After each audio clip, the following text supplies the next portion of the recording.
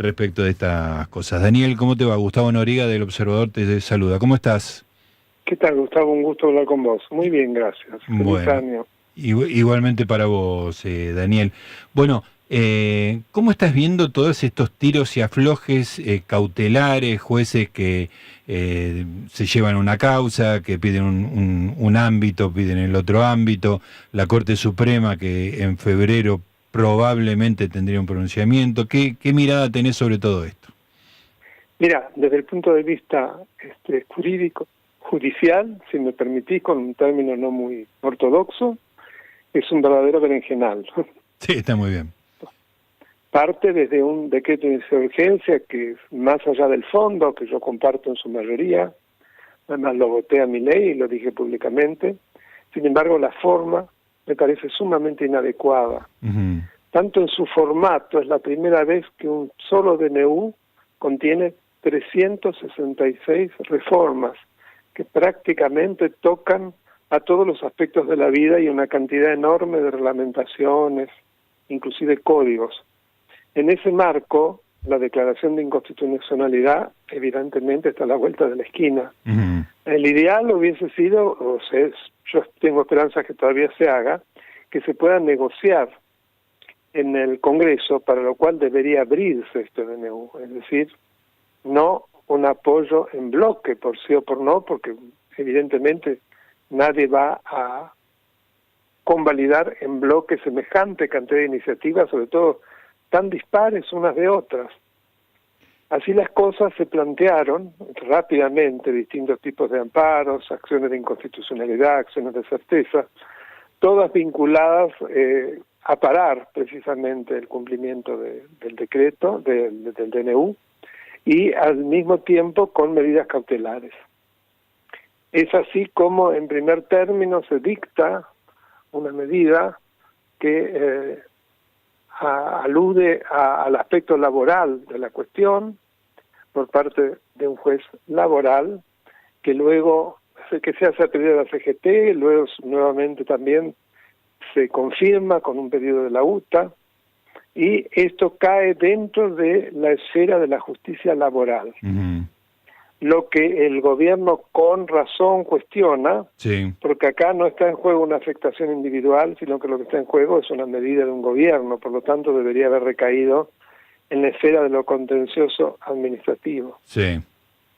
Ahora, un Pero juez en lo contencioso y administrativo determinó que siga en el ámbito laboral, el juez Lavie Pico. sí, Enrique Lavie Pico, efectivamente, eso también llama la atención, siendo un contencioso administrativo. Sin embargo, él confirmó la Sí. continuidad dentro de la esfera de la justicia laboral y al mismo tiempo hizo lugar a un amparo colectivo, Claro. es decir, que está en contra de la totalidad del decreto de necesidad de urgencia, independientemente de las afectaciones. Claro que él aclara que cada uno individualmente deberá atacar aquella parte que lo afecte, Ujú. y para que haya precisamente una viabilidad de un amparo, debe esgrimirse una afectación, un interés legítimo de tipo personal. Claro. Daniel, bueno, te voy a dar mi opinión y espero la tuya que es calificada. A mí me da la sensación de que esto se va a repetir porque hay muchos intereses afectados y efectivamente presentar todo esto en bloque deja muchos flancos, pero todo esto puede terminar cuando la Corte Suprema diga lo que tiene que decir sobre el DNU. Y si finalmente la última palabra la tiene la Corte Suprema, sin lugar a dudas. O sea que la Corte Suprema no se pronuncia sobre medidas cautelares porque no son sentencias definitivas. Claro. Sobre eso ya tiene, digamos, una jurisprudencia ya muy notoria. Ujú. No obstante lo cual, el gobierno va a apelar las cautelares como una manera de detener esta cuestión. Vamos a ver qué dice la Cámara en lo contencioso administrativo, porque después esto va a la Cámara. Es decir, lo que yo te decía antes, un verdadero berenjenal que lejos de aclarar la cuestión confunde y genera una enorme inseguridad jurídica y una enorme imprevisibilidad sobre qué está vigente, qué no está vigente. qué pasó con las relaciones que se crearon antes de que entrara en vigencia el decreto. No olvidemos que la ley que reglamenta los DNU, que es de la época de cuando Cristina Kirchner era presidenta de la Comisión de Asuntos Constitucionales del Senado en el 2006, dice que el DNU tiene fuerza de ley desde el momento en que se lo dicta. Claro. Y luego establece que con que solo una Cámara lo apruebe ya es suficiente, lo que nos permite sostener que es más fácil legislar por DNU que por el sistema normal de sanción de leyes que exige el pronunciamiento de las dos cámaras, ¿no? Lo que habla a las claras de la inconstitucionalidad de esa ley, no obstante lo cual es la que está vigente, así que se aplica. Claro, Daniel, esto me parece muy interesante y vale la pena que vos nos hagas una pequeña clase de historia, porque digamos, hay la legislación sobre el DNU es muy, pone todo el peso, digamos, sobre el rechazo, digamos, ¿no? Se activa apenas se decreta y necesitas rechazarla para que vaya en contra. Y todo esto fue reglamentado o pensado, digamos, por Cristina Fernández de Kirchner, creo que recién decías 2006, o sea que era una idea de que el kirchnerismo tuvo para ejercer el poder con el menor control posible, ¿no es cierto? Claro, a través de DNUs. Claro. Esto facilita precisamente el dictado de DNUs. Está todo hecho para no controlar. Claro.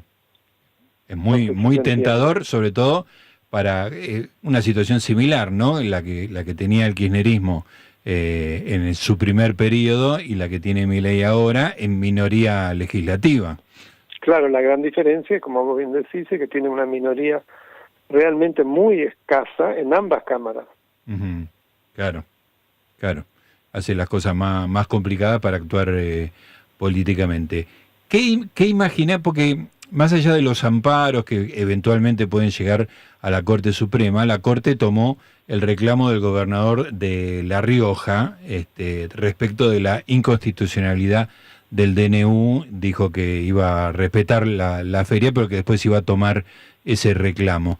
¿Qué imaginás que puede determinar? Claro, pero después de la feria. Después de la feria, en febrero, por lo menos en febrero, digamos, ¿no?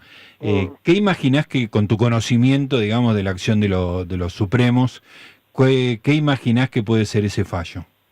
Mira, la Corte Suprema también va a tener que pronunciarse respecto de uno más reciente, de 500 intendentes, a través de la Federación Argentina de la FAM, de municipios, que también acaba de ser interpuesto, creo que esta mañana, hace unas horas. O sea que se van agregando los amparos y acciones de inconstitucionalidad.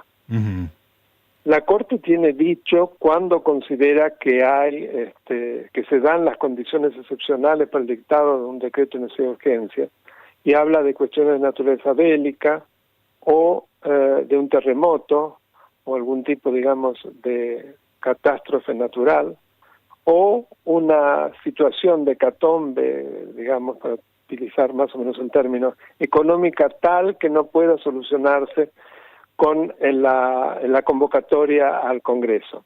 Ahora, son todas pautas que no pegan con este DNU, porque tanto Milei podría haberlo hecho a través del Congreso, que ha convocado sesiones extraordinarias y no hubo ninguna dificultad.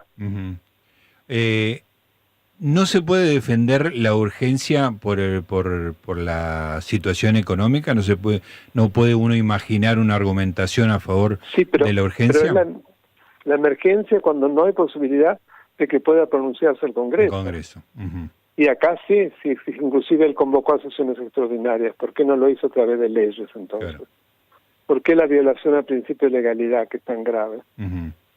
O sea que vos pensás que la Corte Suprema va a decir esto. Yo pienso que va a decir eso, salvo que antes se logre algún tipo de negociación, de la cual se va a abrir el decreto de necesidad de urgencia. Fíjate que ya se empiezan a ver algunas, como podría decirse, algunos aflojamientos. Sí, ya pasó con la ley de pesca. En la de minería, claro. Empiezan a pedir qué es lo que habría que modificar aquí, allá. O sea que ya esa inflexibilidad se está demostrando que no era tanta.